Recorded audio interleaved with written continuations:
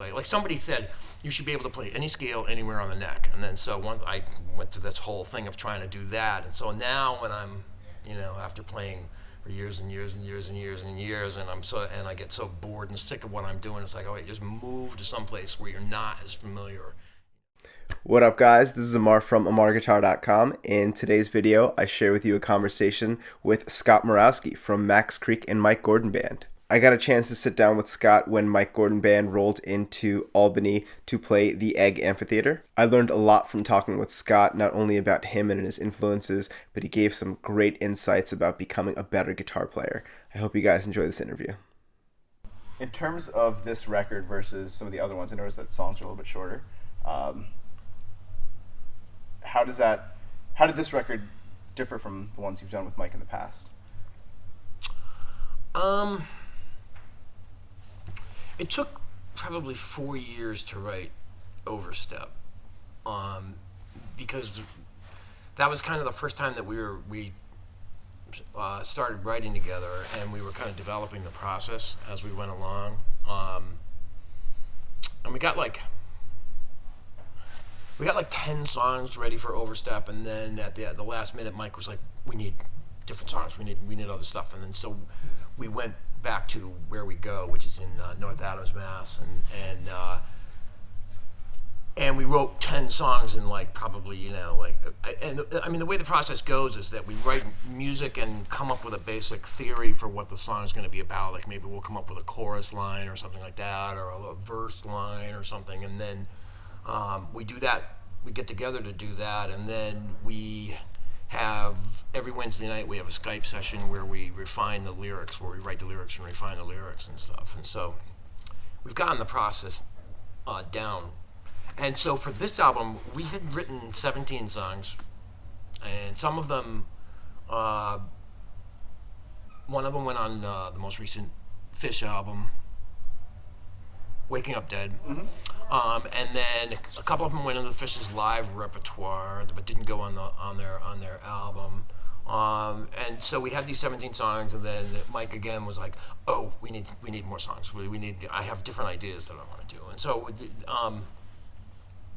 Mike has these ideas of these songs that he likes, the groove of. Some of them are pop songs, some of them are funk songs or whatever. And so we took the band into the studio up in Burlington, and just kind of like, we listened to the pop song groove, and then we play the pop song groove, and then go, all right, let's make it completely different. Let's change the chords or change whatever. Keep the same groove, but just change it up a little bit. And so we had all those segments, and then we had Mike had gone through some of the live jams and stuff and pulled out some of the really cool jam things that we had done, because the jamming of this band is basically, we're not really like noodling around, we're actually trying to compose while we're in the improvisationally. And so he pulled out some of those things, and then I had a couple of my own demo sketches that were just unfinished stuff or whatever, and so we took all that and put that together and went to North Adams and went through our process. And so I would say this album was written a lot faster, and it was written with the intent of more accessible lyrics, I don't know, shorter songs, which is obvious. And then working with Sean Everett as the producer was amazing. He's just unbelievable. I don't know if you're familiar with who he is. He's done a lot of pop records. He's done a lot of big names, I think, in the last few years. Yeah, he just did the Grammy-winning Alabama Shakes record, and wow. So and his methods in the studio were just incredible. He just records so many tracks of so many different things and so many different ways. Like we would sing vocals, like we'd record it. Mike would sing a vocal track, and then he's like, "Okay, we'll pretend you're like you're." I don't know, like a cartoon character, and he would sing it as a cartoon character, and then like, now pretend you're. So we have all these different variations on it, and then he could, when came time to mixing, he can take all this stuff, and he had really innovative ways of recording the guitar and the keyboards, and we were in a cool studio up in outside of Boston that had like shelves of keyboards, like all these. We were recording with sample keyboards that had keys broken off and stuff, and he's very like he'll whatever it is, he'll try it, and it's just great to work with. And so sonically, I really like the way the album came out. Yeah, it feels so different than some of the other albums. It's very, I can't even describe it. It's so, it feels like sounds are coming kind of from everywhere. Yeah. It's really, it sounds like that was very intentional. It's kind of. Yes, absolutely. It's funny because it's like, it's psychedelic without sounding like any kind of cliche psychedelic, right? It's a very, everything kind of swirls around. It's got like a surround sound feel.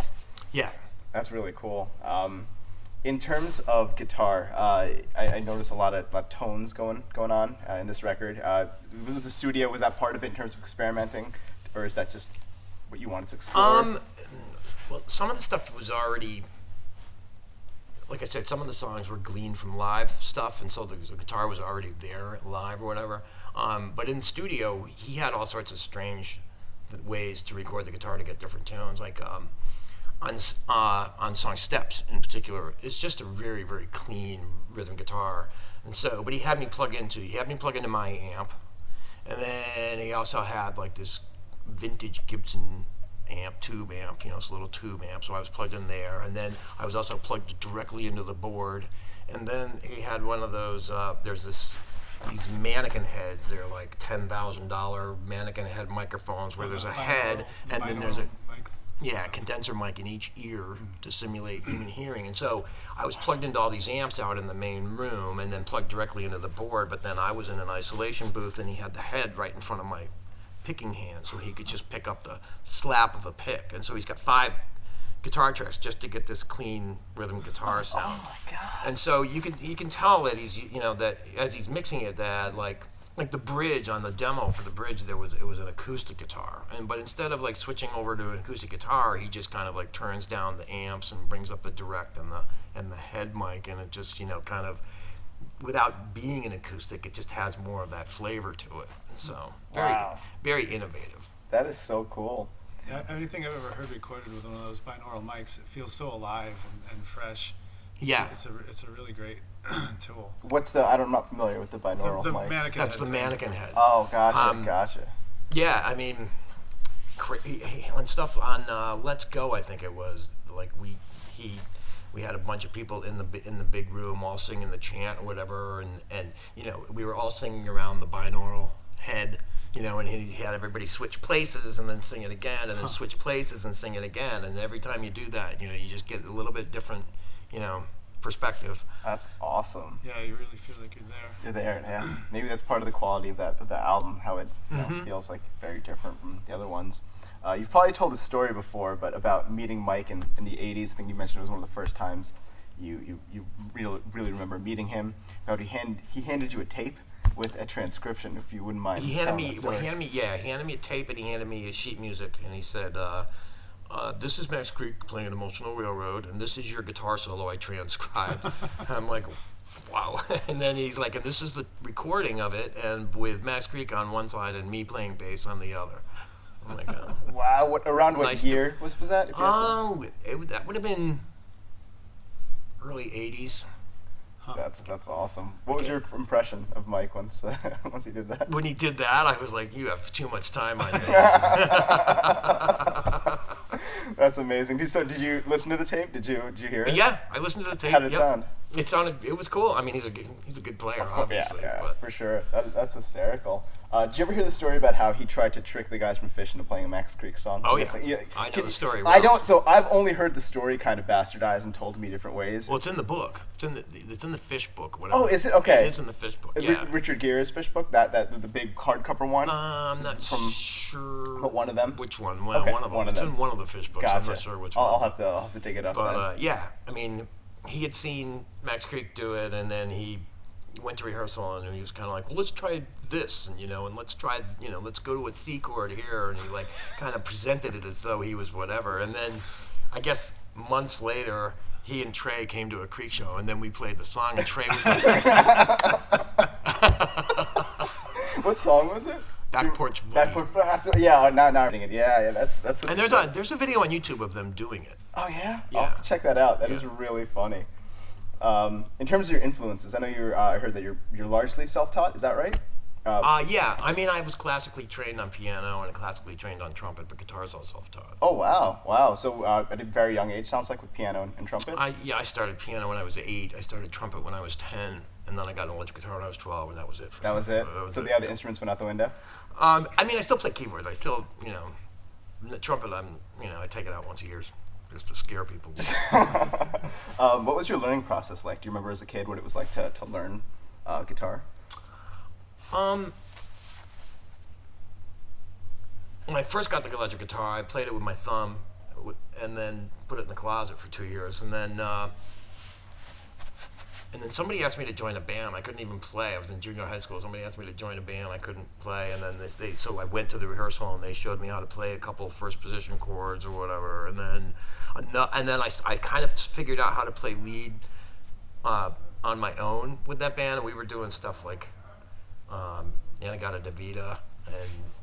and writing similar pieces of music, and so I figured out this one run, and then I was like playing in my garage, and this kid was walking by and saw me what I was doing, and he said, "Oh, I play guitar. Can I try it?" I'm like, "Yeah." And he did this other one, and I'm like, "Oh!" I was like, "Oh, look at that! You can do it in more than one place." And then so that was kind of the start of it, and then I kind of.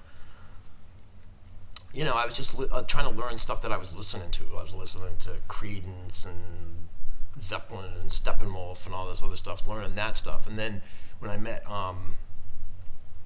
the Max Creek people, the original guitar player from Max Creek was my trumpet teacher, and so he heard me play guitar and wanted me to jam with them. And so they were like a country rock band. So they started playing. They had me come over and jam, and they started playing bluegrass, and I started playing all these blues rock licks, and they're like, no, you have to play major key, major pentatonic, and I'm like, oh, okay, major pentatonic, and then so that kind of opened up another door into the whole bluegrass thing, and then from there it's just been trying to steal as much as I can from everything. At first, mostly from guitar players, but then as I more recently, I try to listen to other instruments and try to incorporate what I hear, horn players and stuff like that, because it's just a whole different. I bought like a Charlie Parker book or whatever and tried to incorporate some of that stuff. Mm-hmm.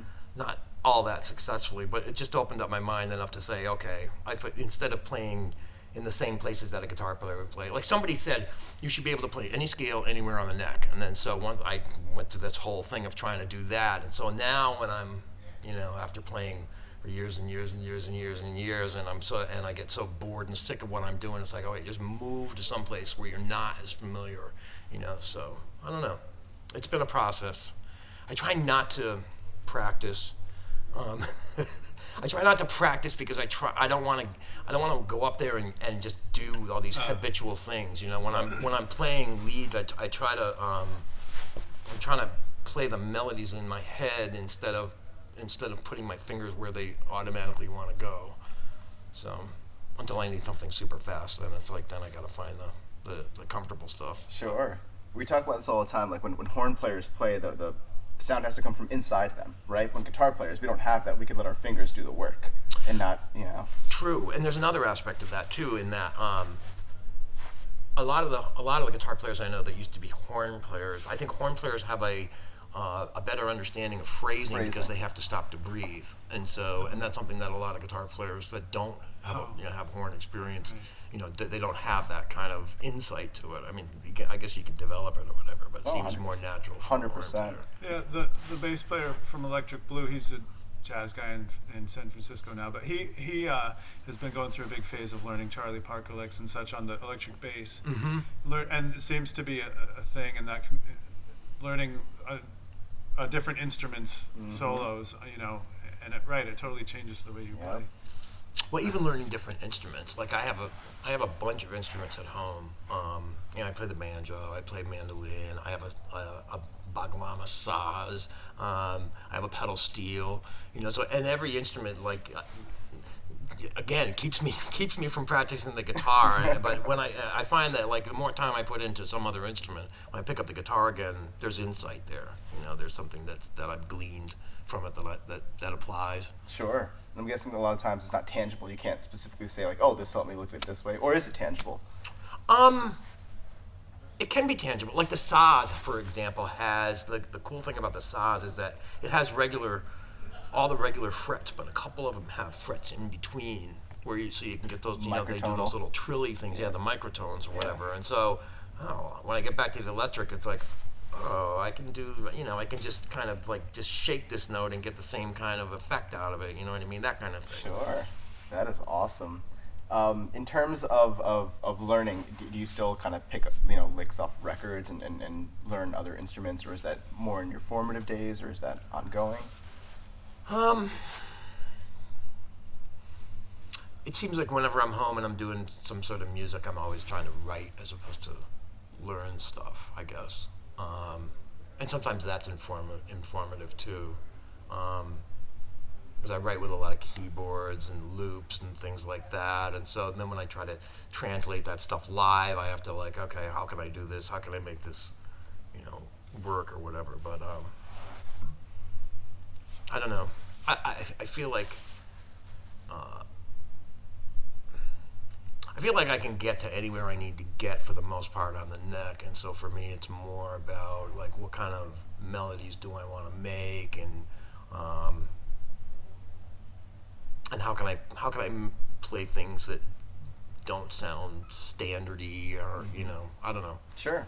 And the other thing I do is when I'm looking for creative inspirato, is I set artificial limitations for myself. Like, all right, I'm going to play the beginning of this solo, and I'm only going to use one finger on one string, and then that's where I'm going to start the solo or whatever, or just these artificial limitations, and that helps to like not fall into all the habits. Absolutely. So. I read in the Guitar World when I was like 13 that if you have an exercise and try to play it without your index finger, you play the exercise. Oh yeah. And when you bring it back to all four fingers, it feels like you grew an extra finger. Right. And it's chill. Yeah. I mean, that used to be one of my warm-ups, was play all the do all the warm-ups without the index finger. Yep. What a difference, right? It feels like wow, I can do this, right? In terms of kind of linking writing to jamming, you mentioned that when you're up there jamming, especially with Mike Gordon Band, you're trying to compose, instantly compose rather than noodle or or jam in the traditional sense. Do you have any maybe tips for musicians that are trying to learn how to do that in their own style versus getting up there and noodling? Repetition. That's the first thing. Melodies are typically repetitive, so that would be the first thing. Another cool thing is take melodies that and use the same rhythm of the melody, but use different notes. Like you could take like Flintstones theme or whatever, and use different notes so that it's not recognizable as the Flintstones theme, or the other way around. You can take the notes of whatever melody it is and then change the rhythm of it or whatever. I don't know. And listen is probably a really good thing. Like I spend a lot of time listening in Mike Band. I spend a lot of time listening to Robert because he's in the same frequency range that I am, and so I have to kind of either stay out of his way or compliment him somehow or whatever. And so he comes up with some very inventive ideas. And so I'll just take some combination of notes that he's playing and then generate some simple thing. But I don't know, simplicity, repetition, those are all. We have an exercise that we do. We actually didn't do it today. We have the non-varying exercise where everybody in the band just plays, like either a one measure phrase or a 2-bar phrase or whatever, and we just repeat it for 5 minutes straight. And there's something that you get out of that, like besides boredom, because you kind of like you fall into it, even though you're playing the same note over and over again. There's all these just subtle nuances that you can pull out of it without changing it. Like I don't know. Oh, we've never tried that one. We never tried that one. Yeah, we've tried a bunch of the Phish exercises. The hay exercises and stuff. And I remember the first time we tried it, it was like, I was hearing things that I never heard before. And just communication, right? Or the one listening to the person who's not soloing or not leading. Right. Was really interesting. Yeah. We used to play in a circle, and then we'd say, all right, you solo, we're going to support you, and then instead of listening to the solo, sometimes we'd listen to someone who's the supporter. Yeah, yeah. So I find that if I'm listening, if somebody's soloing, I try to link up with somebody who's not soloing, because that you're gonna those are the people that are creating the bed, and so there has to be some sort of synchronization there, or complementary thing going on there, or whatever. So awesome. We're gonna wrap up here. I know I don't want to take up too much more of your time. Any parting advice for guitar players out there that wanna rip like you can? I give away my secrets.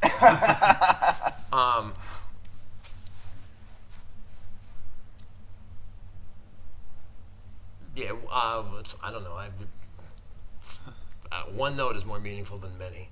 Like when I build up a solo, it's usually building up to one note instead of or that's the ideal way to put it. It's not always that way. A lot of times, whatever. And then if you want to sound faster than you are, skip strings. Like if you have like a 4-note thing that you can do repetitively on 2 strings, try leaving a string in the middle of that thing, and it makes you because you're doing bigger jumps. Intervals. It makes you sound faster than you are.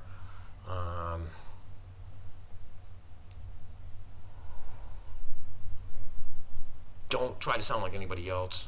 Try to sound like everybody else. Like listen to everything, steal everything, and take what you like and create your own sound out of it. I don't know. How am I doing? I think that's awesome.